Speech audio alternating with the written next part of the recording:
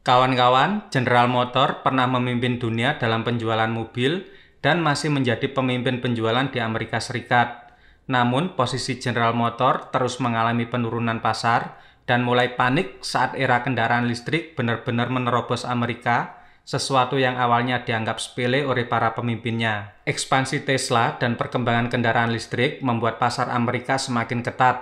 Sebagian masih menggemari mobil bensin, tapi sebagian sudah sangat menikmati fitur dari kendaraan listrik. Upaya merespon situasi dengan membuat beberapa kendaraan EV malah mengalami rekol besar-besaran karena cacat pada baterai. Sebagai manufaktur yang sudah mapan, dukungan politik yang besar juga diperoleh dari pemerintah Amerika. Bahkan terkesan berlebihan, khususnya Joe Biden, yang berulang kali memuji GM sebagai kendaraan listrik Amerika dan mengabaikan Tesla. Padahal, dari sisi penjualan mobil listrik, GM hanya seujung kuku dari Tesla. Perusahaan yang dipimpin oleh Mary Barra ini sadar jika tidak segera ngebut riset dan mengembangkan kendaraan listrik, kemungkinan besar perusahaannya akan menjadi fosil peradaban atau bernasib seperti Nokia. GM pun memutar strategi dan mulai fokus membuat sistem terpadu, meliputi baterai berkinerja tinggi, smart battery management system wireless, dan motor penggerak torsi tinggi. Sistem didesain mengikuti sebuah platform utama, yaitu baterai Ultium. Ambisi General Motors diwujudkan dengan menjalin kemitraan dengan LG, membuat baterai yang diklaim sebagai generasi terbaru yang akan mengubah arah permainan kendaraan listrik. Selain itu, GM juga membangun aliansi dengan Honda untuk produksi Honda Prologue SUV full electric untuk pasar Amerika. Menggandeng LG adalah pilihan rasional, mengingat tidak ada yang mampu mengungguli teknologi baterai yang dikembangkan oleh perusahaan dari Asia, terutama Korea Selatan, Jepang, dan Cina. Sel baterai Ultium menggunakan bahan kimia nikel kobalt mangan aluminium atau NCMA, teknologi revolusioner yang juga dikembangkan oleh perusahaan baterai Indonesia. Sebagai gambaran, pada tahun 2010, baterai 10,6 kWh kendaraan Chevrolet produksi GM harganya diperkirakan mencapai 1.000 US dollar. Dengan teknologi baterai Ultium, biaya akan berkurang hingga 90%. Biaya bisa ditekan rendah karena mengurangi kandungan kobalt hingga 70% dan menggantinya dengan nikel, mangan, dan aluminium. Sel baterai Ultium berbentuk pouch berukuran panjang 58 cm, lebar 10 cm, dan tebal 1 cm, memiliki berat 1,4 kg yang mampu menyimpan 0,37 kWh per sel. Sel baterai dapat dipasang secara horizontal atau vertikal, memberikan fleksibilitas dalam desain baterai pack.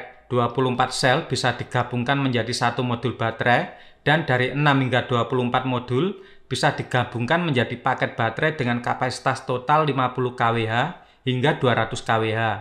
Misalnya untuk GMC Hummer EV, dua paket baterai dari 12 modul masing-masing bisa dihubungkan secara seri maupun paralel. Jika di seri, memungkinkan pengisian cepat hingga 800 volt DC.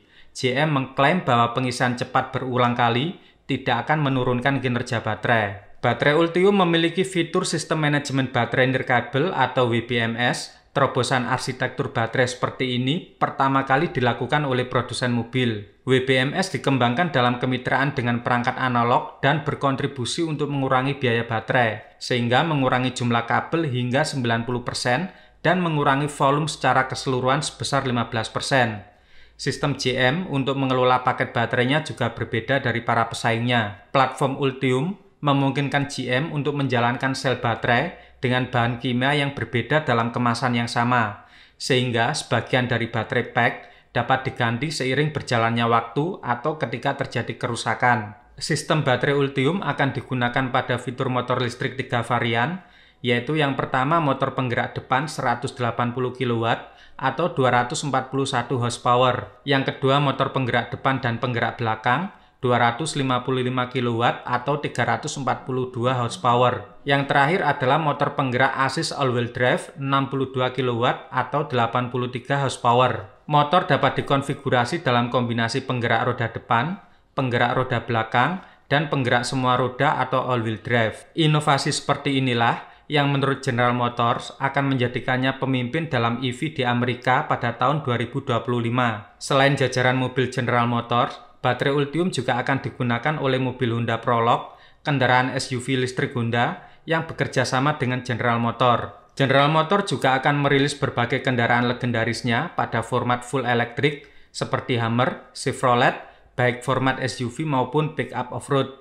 Apa pengaruh sistem baterai Ultium ini bagi Indonesia? Kemungkinan besar desain baterai Ultium yang dikembangkan secara besar-besaran di Amerika memiliki topologi desain seperti baterai NCMA yang diproduksi oleh Indonesia dan LG.